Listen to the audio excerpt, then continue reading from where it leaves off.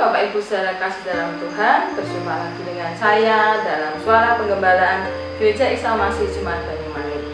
Pada bagian yang kelima, kunci untuk kita bisa bertahan di tengah badai hidup adalah hidup di dalam Kristus. Mari kita akan membuka Alkitab kita dalam Yohanes 15 ayat yang ke-7. Jikalau kamu tinggal di dalam aku dan firman-Ku tinggal di dalam kamu, mintalah apa saja yang kamu kehendaki dan kamu akan menerima. Jadi ketika kita tinggal di dalam Tuhan Yesus dan firman itu tinggal dalam hidup kita, maka minta apa saja yang kita kehendaki, apa yang kamu kehendaki, maka kamu yang akan menerimanya. Sungguh satu pesan yang sangat luar biasa ya Bapak Ibu saudara kasih dalam Tuhan. Di ayat yang ke-7 ini dari Yohanes 15, Tuhan tinggal di dalam hidup kita dan firman-Nya tinggal di dalam hidup kita. Mungkin ketika kita semuanya percaya, dan saya pasti percaya, sampai sekarang masih percaya, firman Tuhan itu ya dan amin. Tinggal di dalam Tuhan dan firman-Nya tinggal di dalam hidup kita.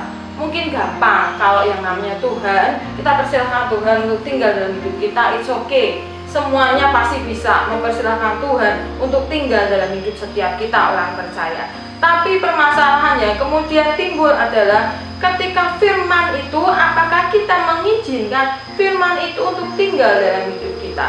Karena ketika firman diberitakan, firman itu seumpama pedang. Memang satu itu tertuju kepada Bapak Ibu saudara semuanya, yang kedua tertuju kepada saya yang berbicara.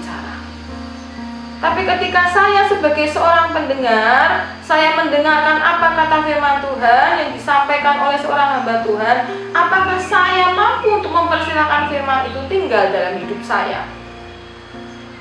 Hari ini kita belajar, kalau kita mau bertahan dalam menghadapi pencobaan, bertahan dalam menghadapi segala badai kehidupan kita, maka biarkan tidak hanya Tuhan yang tinggal di dalam hidup kita, dalam hati kita, tapi izinkan juga firman itu tinggal dalam hidup kita. Supaya firman itu bisa berkembang, firman itu juga bisa jadi rema dalam hidup kita, sehingga kita menghadapi permasalahan, maka firman itu yang bicara dalam hati kita. Firman itu yang meneguhkan, firman itu yang memberikan kekuatan yang luar biasa. Maka ketika dua komponen itu ada dalam hidup kita, mintalah apa saja yang kamu kehendaki dan kamu akan menerimanya. Minta apa saja. Ketika saya dalam permasalahan yang sangat-sangat pekat, sangat-sangat membingungkan saya, Tuhan tahu apa yang harus dikerjakan. Saya tidak tahu apa yang harus saya lakukan, tapi Tuhan tahu. Dan saya tinggal bicara kepada Tuhan.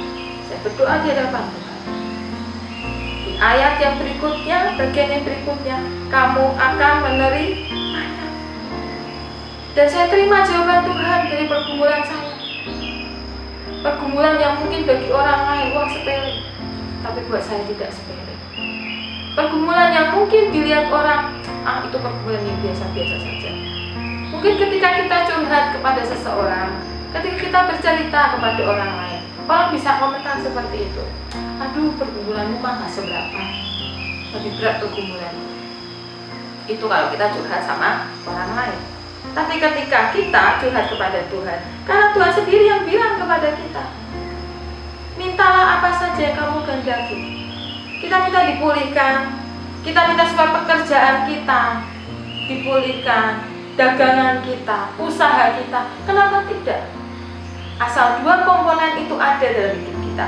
Tuhan tinggal dalam diri saya, tinggal dalam hidup saya, dan firman itu juga tinggal dalam hidup saya. Maka saya berhak untuk saya meminta sesuatu kepada Tuhan, dan Tuhan akan memberikannya kepada saya.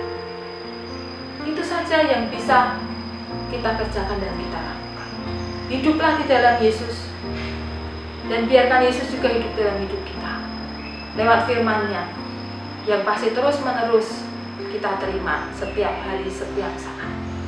Maka apa saja yang kita minta, yang kita kehendaki, pasti Tuhan akan memberikannya. 5 hal yang membuat kita bisa bertahan dalam menghadapi badai hidup kita. Bagian yang terakhir, hidup dalam Yesus. Mari kita hidup dalam Yesus dan firman itu tinggal dalam hidup kita, supaya bisa menghadapi segala permasalahan, segala pencobaan, segala badai hidup yang sedang melingkupi kita saat ini. Kita yang dirumahkan, kita yang mungkin gajinya dipotong setengah, atau kita yang tiba-tiba mendapat surat PHK. Percaya bahwa Tuhan pasti memulihkan akan kehidupan kita semuanya. Tuhan Yesus memberkati. Amin.